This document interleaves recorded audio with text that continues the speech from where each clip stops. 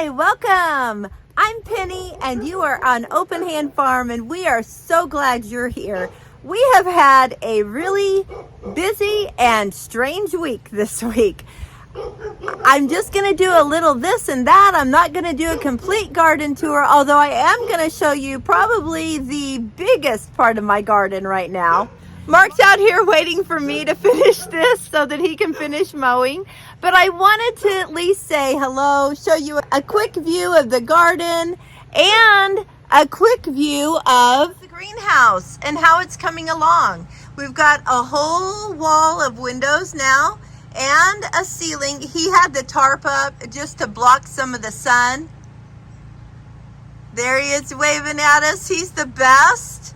So I'm going to let him get back to work and we're going to look at different things going on right now.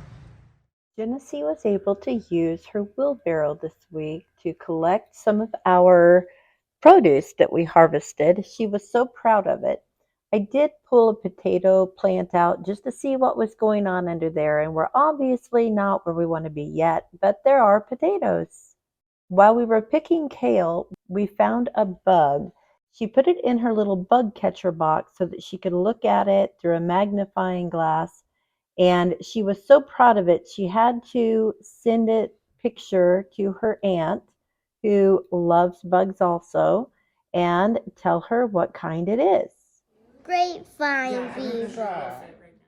Baby Zola finally came home, and we were all so very happy to meet her. I love this picture where mom realizes, oh my goodness, I have 3 babies. I think we've all been there if we have more than 1 or 2. In the garden this week, I was able to pick a cabbage. I never thought that those cabbages would grow, and I have more that I could go out and harvest right now. The biggest thing growing in our garden right now is squash and pumpkins. Now, these are all winter squashes, and I cannot believe how beautiful they are and how much fruit is on them. We had big plants last year, but very little fruit. I think I harvested about 4 pumpkins last year.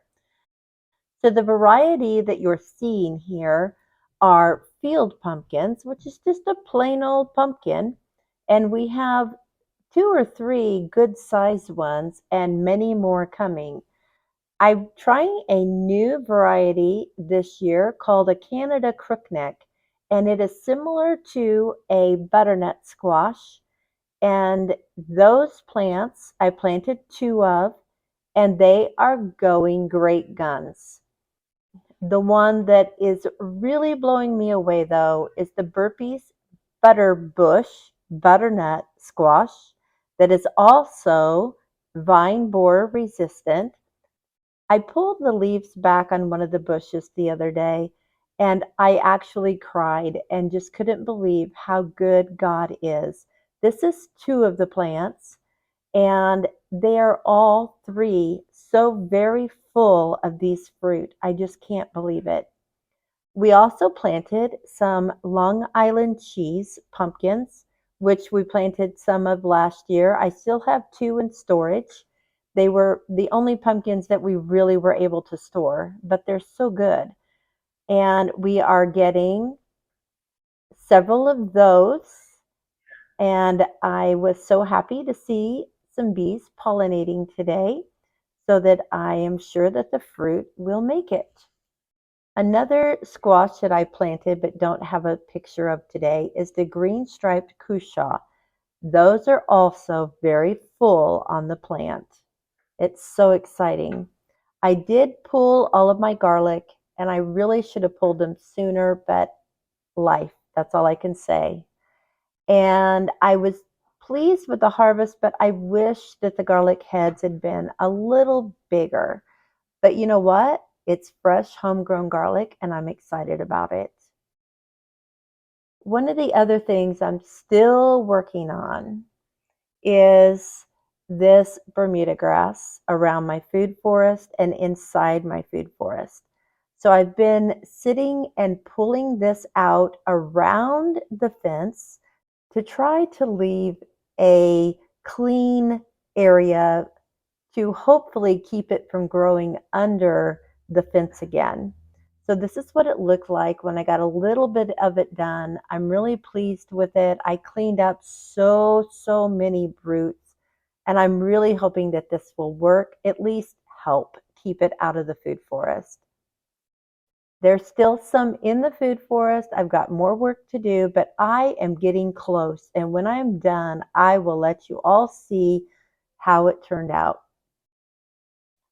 We had our normal ladies' coffee on Thursday this week, and I was making a French toast casserole using leftover hamburger buns from our community meal on Monday. And brother just really wanted to help me. So I asked if he could put the bread in the pan for me. I think he misunderstood the word pan for mouth, but he had a good time and it got done. The weirdest thing this week was what happened while my mom and I were playing a hand of cards. All of a sudden, the house shook. It was scary. Then my son called my husband and said, trees down in the back driveway.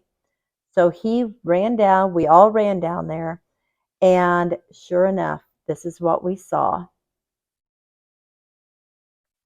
But if you'll notice, the tree fell between these two parked cars, my son's car and my daughter's car.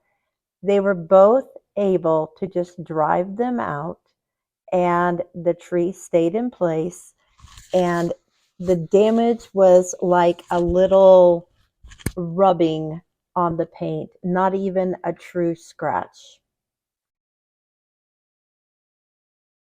It was really scary.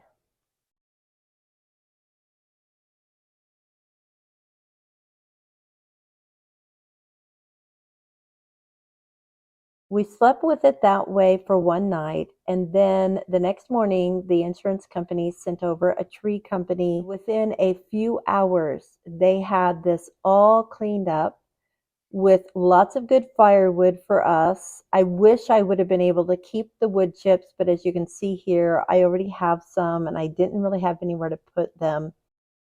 They had a cherry picker that really helped them to get up there and get to the high spots and bring down all the ones that were still hanging, as well as clean up the branches that had broken. And before long, it looked like nothing had happened except for the spots on the tree where it was obvious that a branch had broken off. Thanks so much for joining us today. And I am just thrilled with how we could see the hand of God on our lives this week. And I would love to hear if you have some stories of God's mercy on your life. Let me know in the comments. And until next time, blessings on you and yours.